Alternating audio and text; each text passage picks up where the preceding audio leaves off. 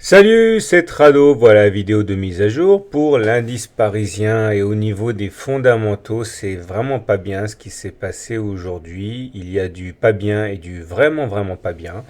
Au rayon du vraiment pas bien, eh bien c'est l'onde de choc Volkswagen qui ébranle toute l'industrie automobile. Regardez Volkswagen entaché par son scandale sur le logiciel très sophistiqué pour cacher les émissions de CO2. Bon, bref, quasiment moins 20% sur Volkswagen en une séance et toute l'industrie automobile est pénalisée parce que tout le monde se demande si Volkswagen a été le seul à le faire, évidemment.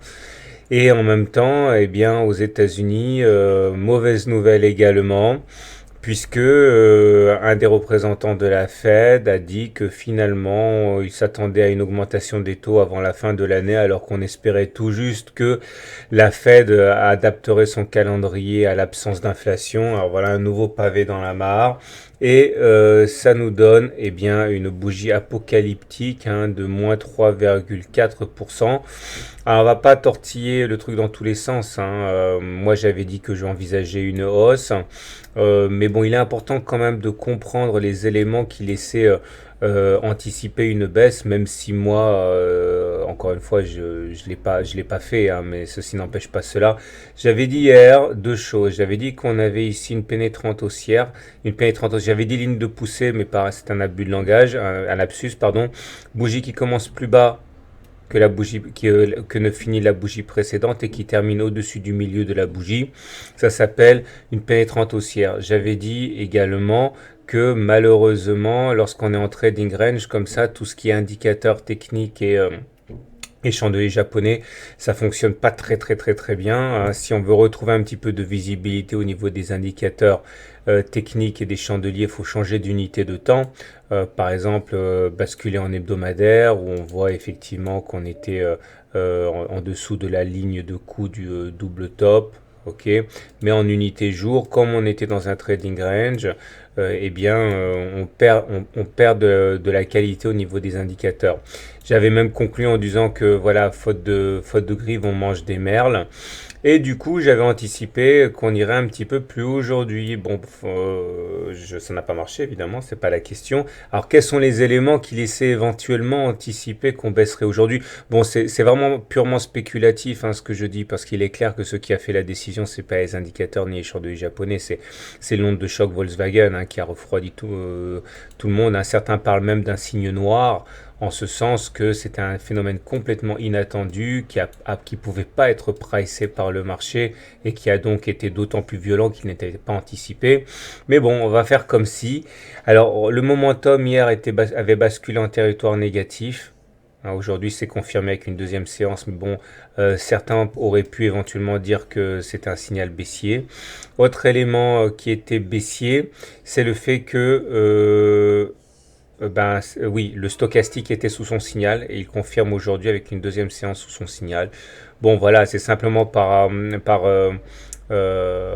intérêt purement spéculatif, encore une fois, puisque la vraie raison de la baisse, c'est pas les indicateurs techniques, c'est Volkswagen.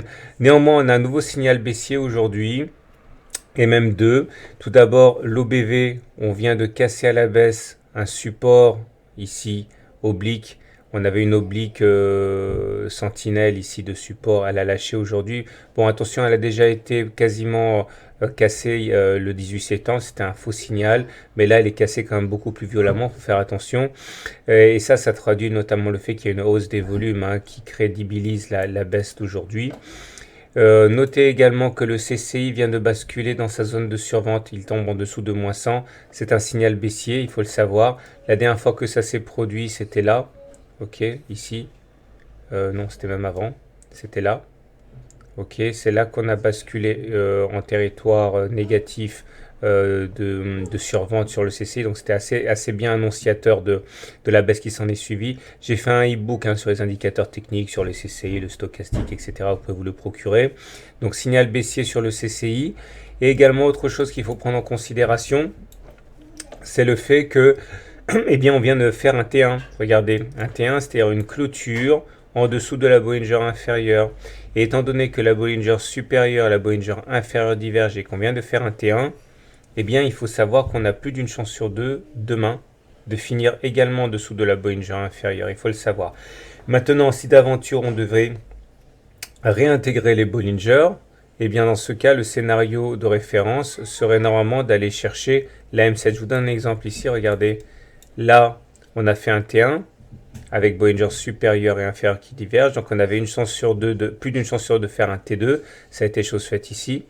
Puis ensuite, pareil, on avait plus d'une chance sur deux de faire un T3 puisqu'on était sous la Bollinger inférieure qui divergeait de la Bollinger supérieure. Ça a été le cas ici. Mais une fois qu'on a eu intégré, eh bien, on est allé chercher la M7 et c'était notamment dû au setup trado bulle dont j'ai parlé ici.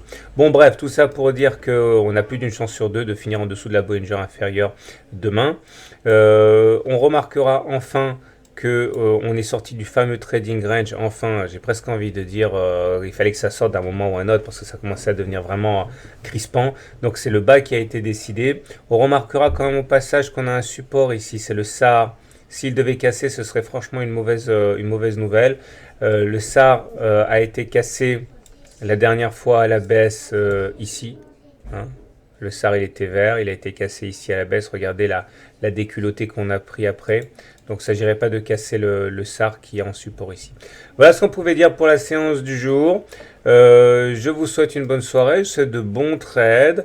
Je suis désolé de ne pas avoir anticipé la baisse d'aujourd'hui. J'étais plutôt haussier, même si j'avais des réticences par rapport au chandelier japonais. Mais bon, voilà, il faut bien servir à quelque chose tous les soirs.